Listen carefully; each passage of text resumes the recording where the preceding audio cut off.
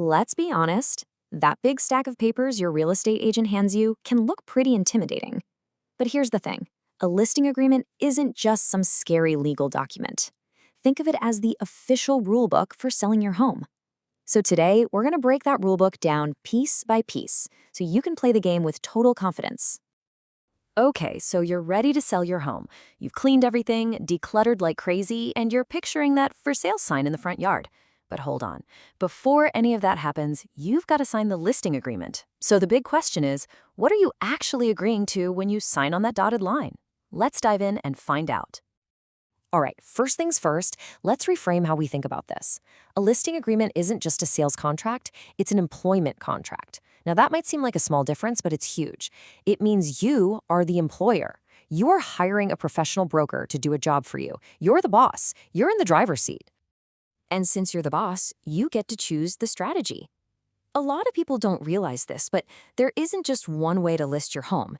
There are actually four main types of agreements, and each one comes with its own playbook and potential outcome. Let's break them down. First up, we've got the open listing. You can think of this one as a total free-for-all. You can hire a bunch of different brokers at the same time, and the only one who gets paid is the one who actually brings you a buyer. Even better, if you find the buyer on your own, guess what? You don't owe a commission to anybody. The only catch is brokers might not be as motivated to pour a ton of time and money into marketing your place since they have no guarantee of getting paid. Next up is the exclusive agency listing. This one's kind of like the middle ground. You hire just one broker, giving them the exclusive right to represent your home, but, and this is a really big but, you still have the right to sell the property yourself.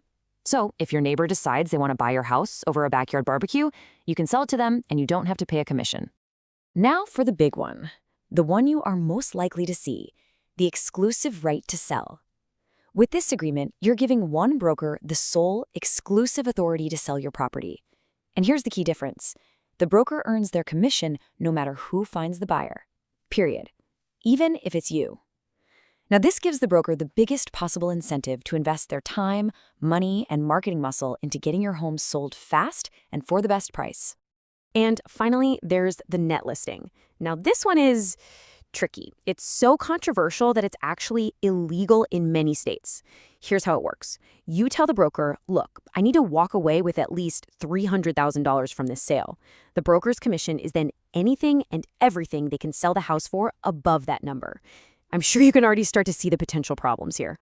So let's put these all side by side so you can really see the trade-offs.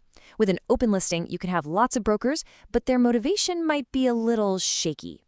With exclusive agency, you get one dedicated broker, but you can still sell it yourself and pay nothing. With an exclusive right to sell, you're paying that commission no matter what, but in return, you get a fully committed agent. And the net listing? Well, the broker's motivation is just to get a price over your net number, which isn't always the same thing as getting you the highest possible price. And right there, that's the core of the problem. As the source material points out, a net listing creates a potential conflict of interest. It can put what's best for your broker directly at odds with what's best for you. Your goal is the absolute best price, but their goal might just be to clear your minimum number. That's exactly why this type of agreement gets so much scrutiny. You know, this whole issue with net listings really boils down to one thing: money. And that brings us to maybe the most important number in any listing agreement: the broker's compensation. So many people think this number is just set in stone, but it is absolutely not. I want you to really let this sink in, because this is a direct quote from a sample listing agreement form. It's not a secret, it's right there. Broker compensation is fully negotiable. Commission rates are not fixed by law or by anyone else. It's a point of negotiation between you and your broker, and that gives you a whole lot of power. Okay, so you've signed the agreement, you've settled on the compensation, now what? Well, now your broker gets to work. Their main job is to start marketing your property, and their number one tool for that is usually the Multiple Listing Service, or MLS. This is what gets your home's info out to a massive network of other agents and their buyers. Now, here's a legal term that becomes super important, especially if you chose an open listing: procuring cause. Sounds complicated, right?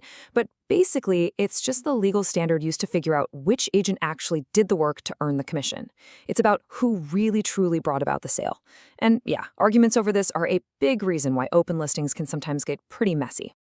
But what if things change? Life happens, right? Maybe you just get cold feet and decide you don't want to sell after all. Can you actually get out of the agreement? The short answer is yes, but as you'd expect, there's a process you have to follow. So, when a broker gets a notice from you that you want to terminate the agreement, they have a very clear to do list. They have to stop all marketing immediately. They have to come get the sign and the lockbox. They have to take the listing down from all the websites and officially cancel it in the MLS. This whole process makes sure you're free and clear to either list with someone else or just take your home off the market. Okay, so we've talked a lot about what your broker has to do. But now let's flip the script and talk about your biggest job in this whole process. And it is a really, really important one. Your duty to disclose everything you know about the property's condition. And trust me, this isn't just about being a good neighbor. In many places, there are laws with some serious teeth, like the Deceptive Trade Practices Act. This law is specifically designed to protect consumers from being misled, and it can have major consequences for sellers who aren't completely truthful. And we're not just talking about the super obvious stuff. You have a legal duty to disclose known material facts. That could be anything from a past termite problem to any additions you built without a permit, to known issues with the roof or foundation, or even the condition of your electrical system. If you know about it, you have to disclose it. At the end of the day, that seller's disclosure notice isn't there to trip you up. It's there to protect you. Being completely upfront and honest about any and all known issues is your absolute best defense against a potential lawsuit later on down the road. And that brings us right back to the beginning. The listing agreement is your rulebook. It sets the strategy, defines the terms, and lays out everyone's responsibilities. Understanding it transforms you from just a participant into a confident player who's in control. So now that you've got the rulebook, are you ready to play the game?